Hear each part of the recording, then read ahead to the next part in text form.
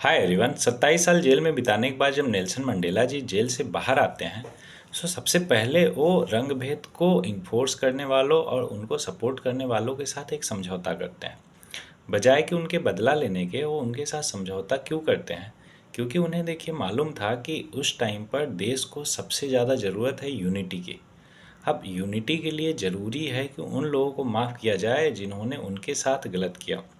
धीरे धीरे ये सिलसिला यूं ही चलता रहता है और रिकन्सिलिएशन कमीशन बनता है। रिकन्सिलिएशन कमीशन एक ऐसा प्लेटफॉर्म प्रोवाइड करता है उन लोगों को जिनके साथ रंग भेद की चीज़ें हो चुकी हैं, और वो वहाँ पे आकर अपनी सच्चाई बयां कर सकते हैं और लोगों से कनेक्ट कर सकते हैं। अब ये सिलसिला यूं ही चलता रहा और साउथ अफ्रीका धीरे धीरे एक डेमोक्रेसी में बदल जाता है। जब प्रेसिडेंशियल इनॉग्रेशन होता है तो उस टाइम पे नेल्सन मंडेला जी अपने जेलर को बुलाते हैं अपने प्रेसिडेंशियल इनॉग्रेशन में, ये दिखाने के लिए कि वो कितना फॉरगिवनेस रखते हैं और कितना अंडरस्टैंडिंग है पूरे देश को एक साथ जोड़ने के लिए।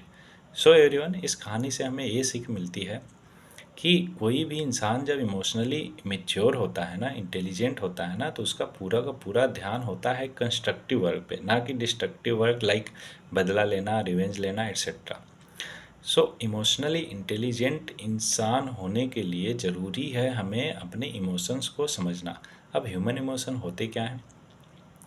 एवरीवन, किसी पर्सन, सिचुएशन या फिर चीज़ों के प्रति जो हमारा स्ट्रॉन्ग फीलिंग होता है, जो हमारा मेंटल रिएक्शन होता है, उसी को हम ह्यूमन इमोशन बोलते हैं। फॉर एग्जांपल, अब वो फियर हो सकता है, एंगर हो सकता है, लव हो सकता है, हैप्पीनेस हो सकता है, एट्सेट्रा। अब इमोशनल इंटेलिजेंट इंसान किसको बोलते हैं? वो इंसान जो अपने इमोशन के साथ साथ दूसरे के भी इमोशन को समझ सकता है और उसे मैनेज कर सकता है। That particular individual is known as emotionally mature और इमोशनली इंटेलिजेंट इंडिविजुअल। अब बात आती है कि अगर कोई इंसान इमोशनली इंटेलिजेंट हो जाता है तो उसके फ़ायदे क्या क्या होते हैं? सी, पहला तो है उसका जो रिलेशनशिप है ना, वो बहुत ही इन्हेंस हो जाता है, बहुत ही अच्छा चलता है। अब ज़रूरी नहीं है कि वो केवल क्लोज वन के साथ हो, किसी के भी साथ बहुत ही अच्छा रिलेशन रखता है। पेरेंट्स हो गए, फ्रेंड्स हो गए, क्लोज वन हो गए, सब लोगों के साथ। क्यों? क्योंकि उसे पता है कि सामने वाले का इमोशनल बिहेवियर क्या है, इमोशंस क्या है। दूसरा पॉइंट है कि हमारा कम्युनिकेशन स्किल बहुत ही अच्छा हो जाता है। अगर हमें मालूम है कि सामने वाले का इमोशंस क्या हैं या फिर किस तरीके से हम हैंडल कर सकते हैं, तो ऑब्वियस है उसके साथ कम्युनिकेट करना भी बहुत ही आसान हो जाता है और हम बहुत ही अच्छा कम्युनिकेशन कर सकते हैं। तीसरा पॉइंट है कि एडाप्टेबिलिटी हमारी बढ़ जाती है। अगर कोई इमोशनली इंटेलिजेंट इंसान है तो वो नए हालातों को, नई जगह को बहुत ही जल्दी अडॉप्ट करता है। चौथा पॉइंट है कि हमें लीडरशिप क्वालिटीज़ आ जाती है। क्यों? क्योंकि हमें पता होता है कि हमारे टीम मेंबर की इमोशनल नीड क्या है, उन्हें क्या चाहिए, तो इस हिसाब से हम मैनेज कर लेते हैं। पांचवा पॉइंट है कि हम अपने सेल्फ स्ट्रेस को मैनेज करना सीख जाते हैं।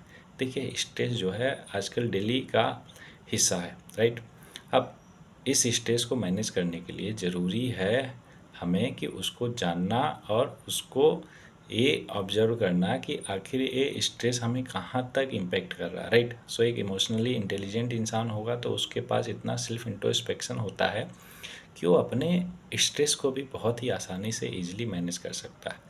एंड नेक्स्ट पॉइंट है कि उसका जो सेल्फ मैनेजमेंट होता है ना, वो बहुत ही कमाल होता है। क्यों? क्योंकि वो अपने इमोशंस को जानता है, समझता है और मैनेज करना भी जानता है, राइट?